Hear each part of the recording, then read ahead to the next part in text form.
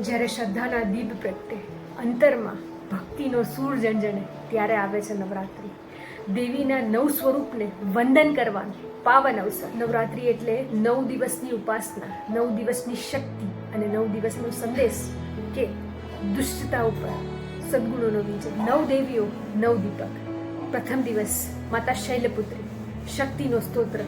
બીજો દિવસ માતા બ્રહ્મચારી, તપનો દિવસ માતા ચંદ્રઘંટા, સાહસ અને શક્તિનું કિરણ.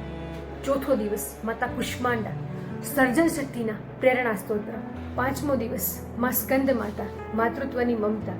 અને છઠ્ઠો દિવસ માં કાત્યાયની, ન્યાય અને શૌર્યની મૂર્તિ. સાતમો દિવસ માં કાલરાત્રિ, અંધકારનો નાશ કરનારી. આઠમો દિવસ મહાગૌરી, શાંતિનું પ્રતીક. નવમો દિવસ માં સિદ્ધિદાત્રી, સિદ્ધિ અને જ્ઞાન આપનારી. નવરાત્રિના 9 દિવસોમાં ભક્તો જપ, સાધના અને માતાજીની ઉપાસના કરે છે. રાત્રે દાંડિયા અને ગરબાના તાલે આકાશ ગુંજતું હોય છે.